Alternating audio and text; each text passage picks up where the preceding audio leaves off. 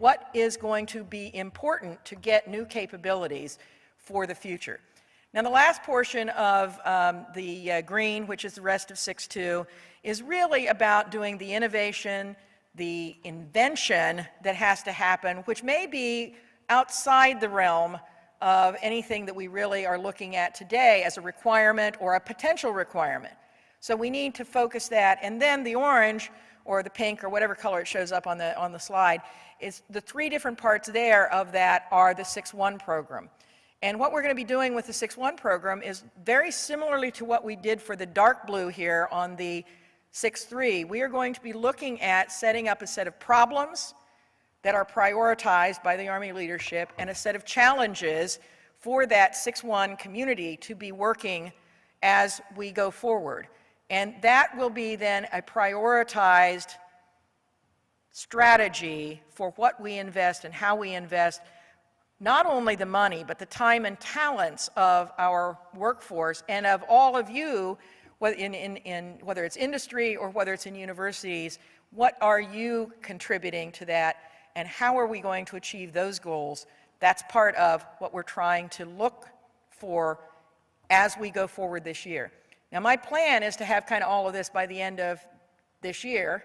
It's aggressive, okay, but we're going to show you, and I'm going to show you a little bit more about the details, but it really is looking at how we spend the money to get results rather than how we spend the money to fund laboratories and centers. That is a huge, huge difference. And it is being well accepted by Congress. This is the first year that I can remember that we got 0 cuts in Army S&T out of the SAC.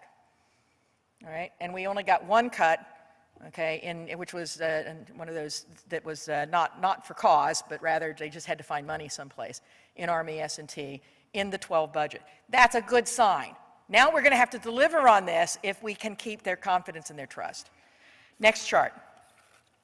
So how do we get to this business of figuring out how to invest that light green and that, well, actually any of this money? And the fact is, you've seen these documents before, working from left to right.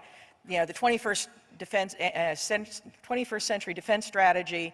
We have the TRADOC pamphlets, and the TRADOC, all the TRADOC documents are represented by that program, the plan of the 525, which was continually being updated. So we take that as a document. We take the warfighter outcomes, which we've worked with TRADOC. We look at all the acquisition programs, which are in the middle there of the things, and we look at the schedules, and we look at all of what's happening with respect to investments there. And then we look at technology transition agreements and all of the things that we're doing in the different acquisition programs. And now we take all of that and we say, okay, and this is a Karnak thing, right? Sort of, okay, what does that tell us? What do we need to do? What's the future really going to look like, and what's going to be important in that future? Next chart. Okay, the one thing we know when we look at those documents is that the squad remains the foundation of the force.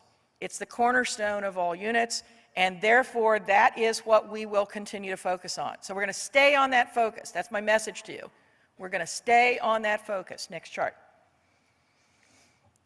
Given that that is a correct focus, then what we're going to do is what we've already done is we've taken, and I already mentioned, we came up with 7, let's hit the first one. Oh no, don't hit it yet, don't hit. Okay, the first one up on the top left, we came up with a, pardon the pun, okay, it's not really a pun, it's a process. But we came up with it, okay, a process. I'm not a big process person, but it's important if you're setting up a new management strategy that you have something that's repeatable.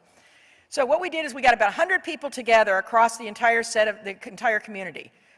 We did not bring in industry, however, and we did not bring in the PEOs and PMs at this, but what we did is we focused on the near term, the TRADOC folks, the lab folks, the centers and schools, and all of those people, and we brought them together and we came up with these 7 problems, which are being briefed, or have been briefed and are available on a website. You can check them. And we had those problems prioritized by the leadership. They said they were important, and then we came up with 24 challenges. Hit, will you please? These are the 7 problems. These are what Army S&T is focused on and will remain focused on for the rest of the foreseeable future, pertinent to the nearer term investments, more mature technology, 6-3 type funding, maybe a little 6-4 funding in these. These are what we're trying to solve. But if we had stopped here, okay, we learned all of this out of the past war, but it's not just past war. This is stuff that we are going to have to continue to do regardless of where we fight and how we know we're going to have to be able to do these things. These are fundamentals, and we don't do them very well now. So we have to give some solutions here. Next chart. So what we came up with was 24 challenges against those 7 problems. Now the fact that 24 isn't divisible by 7, okay, in case you hadn't noticed, okay, should tell you that we didn't have a preconceived notion of what the answer was. This is the way it worked out as we thought about these problems. And if you have not taken a look at the 24 challenges and the 7 problems and tried to find what you can contribute to them, then you're missing an opportunity. Because every one of these is a program to be had, to be formulated. None of these are programs yet. We haven't started. What we've done is we've looked at what we have in our laboratory systems and what we have in our different things that we could bring together, and we have applied them. But we have put the box around the capability that we're trying to demonstrate, whether it's in force protection, whether it's in overburden, whether it's in base camps, whether it is in survivability, those different aspects, avoiding surprise. We came up with these problems, and then the challenges that comprise those problems, broke them off into pieces, and that's what the 24 challenges are. And as I mentioned, we are briefing the first 9 against those first 10 proposed programs today. So it goes problems, challenges, to program. 1 program per. That means in order to solve these, if you look, it's going to go across laboratories, it's going to go across commands. People have to work together to come up with these solutions, and we have to have an integrated program management scheme in order to be able to get these challenges solved by programs. And that's what we're doing right now, and that's what's being briefed. The first 9 of these are being briefed because we said we can't do them all, so we did the first 10 as the challenge, and then we said, okay, one of them wasn't quite ready for prime time.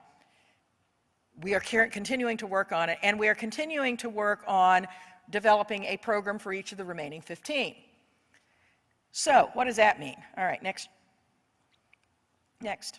What that means, what a Tech D is it's technologies brought together from wherever, okay? Whether they're laboratories, whether they're universities, whether they're from industry, wherever the best, and whether they're in this command or that command or wherever else. This is people coming together, concepting and bringing together an idea and different technologies to have a capability. This is about capabilities. And every Tech D, okay, is to bring those technologies together, to integrate them to whatever extent they need to be integrated, and then to demonstrate them in vignettes and scenarios, or those experimental venues that I talked about, the appropriate one. And then we'll make a decision, okay, whether or not we should go to an immediate fielding of something, or we should go to a new program of record, or it didn't work and we should stop. That's the one benefit that we have in S&T that others don't necessarily have. We can say, hey, we found out this is not the right way to do it, and then advertise and tell people this is not the right way to do it, so we don't waste money later on. We are going to do that then, and my game is to have 50% of the 6-3 budget in that. And you are invited to participate in those. You've got 9 chances right now, okay, immediately, and you've got opportunities when you read the rest of them to come forward and meet with those program managers who are developing the other 15.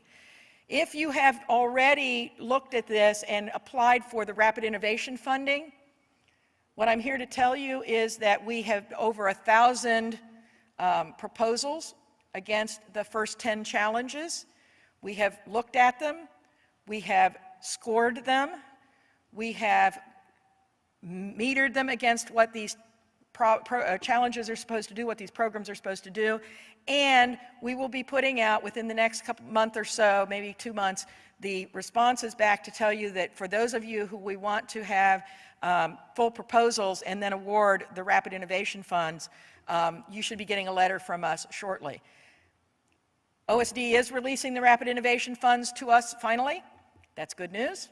And I'm planning to use that announcement for both the FY11 and FY12 funding of these. In FY12, there will be another BAA coming out against the remaining 15 challenges for you to have an opportunity for that rapid innovation funding. And then what we do is we will make the partnership with the programs that are developed, the TechDs, and those rapid innovation funded programs to bring those together to have your technologies demonstrated right along with ours, okay? And if you're part of the solution, and wherever we're demonstrating that TechD, you can be part of it,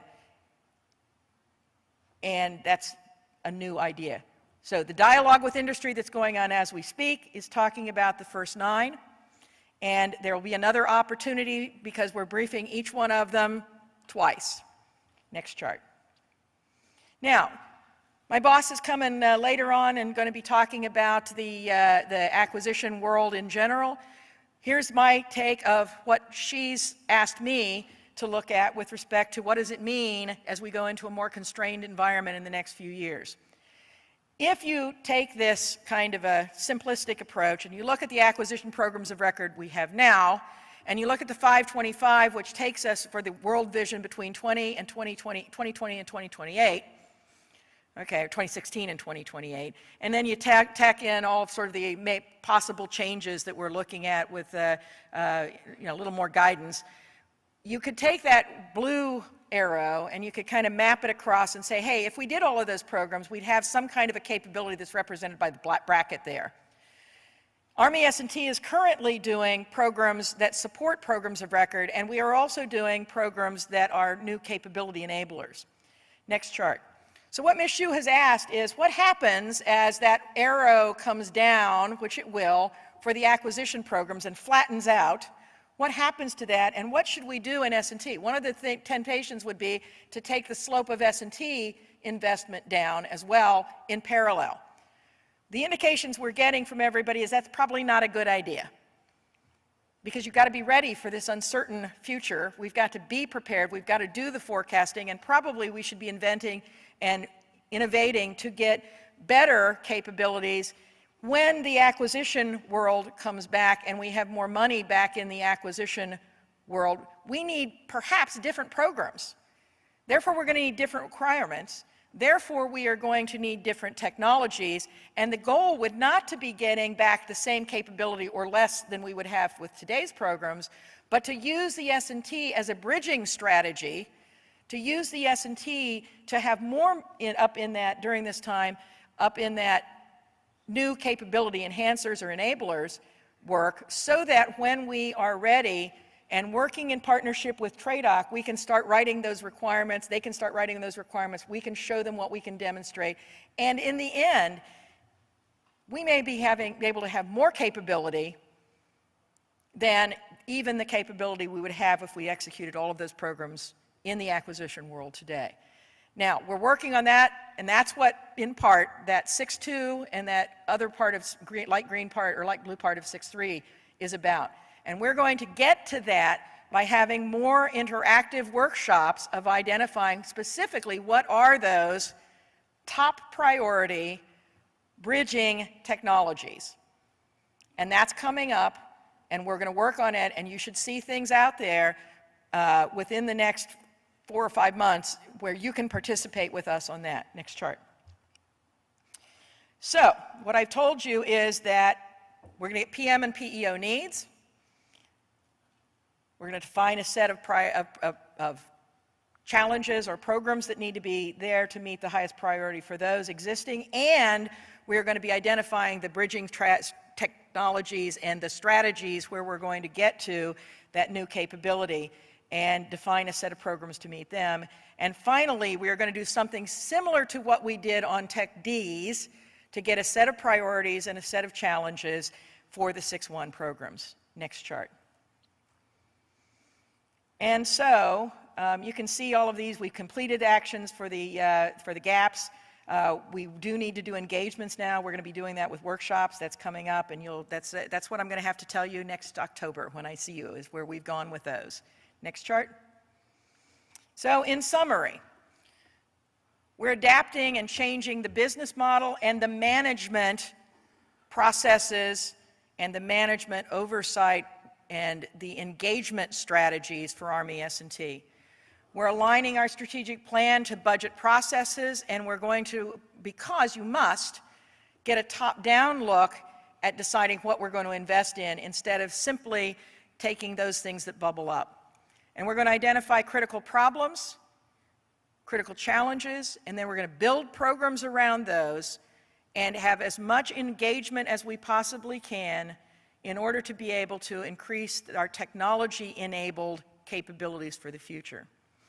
And last of all, we are doing this up front, and that we're making it as visible as we can to you all in industry and our partners in this, so that we can hear your voice early and get to the solutions that may be better than any of us in the laboratory can think of on our own. And it's a partnership. It's a partnership with our scientists and engineers with you. It's a partnership with our commands with you. It's a partnership with my office and you. It's a partnership with the PMs and PEOs and TRADOC. And the only way that we are going to weather this storm is by walking arm in arm down the Pentagon, okay, all together, okay, the halls of the Pentagon, working the budget processes to be able to rationally give explanations of why we're doing what we're doing. And priorities are the verb, or I guess priorities are the noun of the day. Okay, let me get my language right. I was a math person, so okay. Priorities are the coin of the realm. Let me put it that way today, right? And that's what we're about. And I encourage your questions. And with that, I'll take whatever General Stroop wants to throw on me.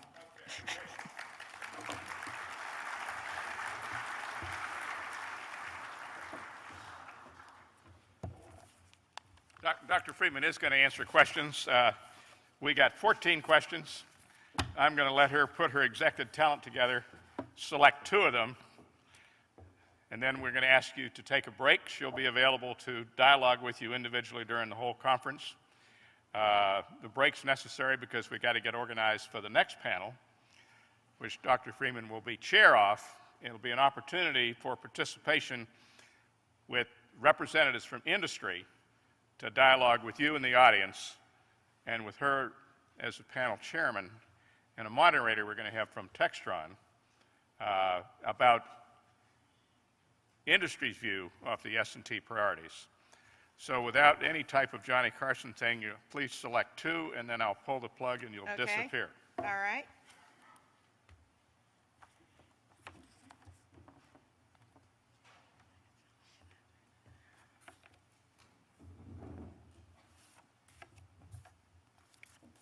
Okay, let me answer one, which is where does the Army Medical Command fit into S&T? Army Medical Command is one of the 7 commands, okay? And I consider them an integral part of everything that we do. They are in the soldier portfolio.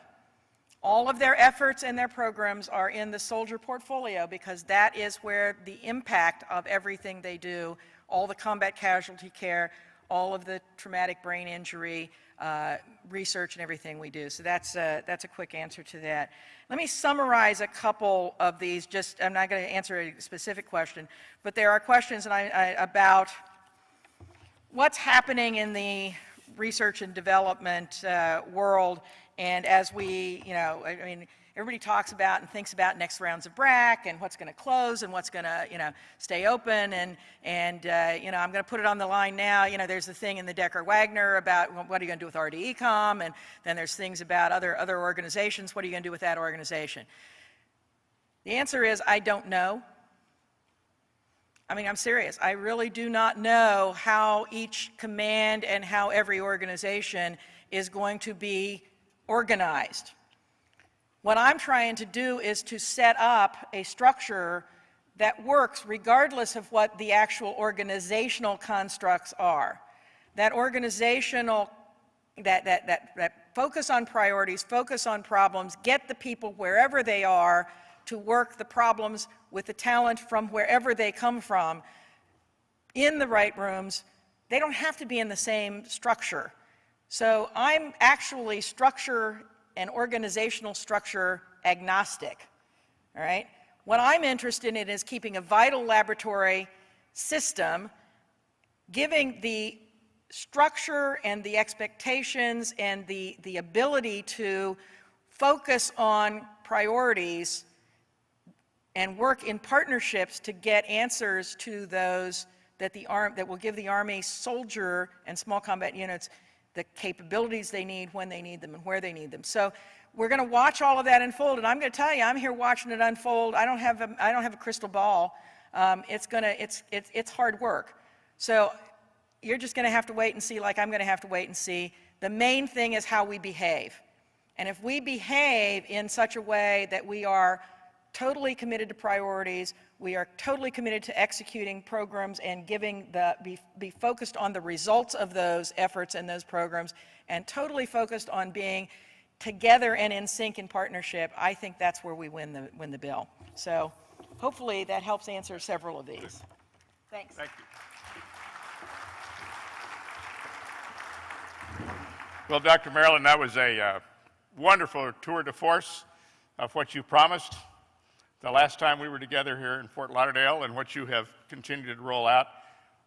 We're looking forward to what you're going to talk about as you promised in October. I would point out to you there's a new innovation in this year's Winter Symposium, and that's down on the floor. You'll find down on the floor, in addition to small speakers corner, you'll find an industry Army exchange corner where you can actual dialogue. Dr. Freeman brought out a part of it, but there are other portions of the Army that are here today that will have representations at different times for this dialogue. It's offered to you as sustaining members and attendees. Take advantage of it. You can get your questions asked and maybe your questions answered instantaneously or almost as coming. Thanks again. We'll return in 30 minutes after the reception out in the exhibit area provided by General Dynamics, who also very graciously gave us our lunchtime chow. See you in 30 minutes.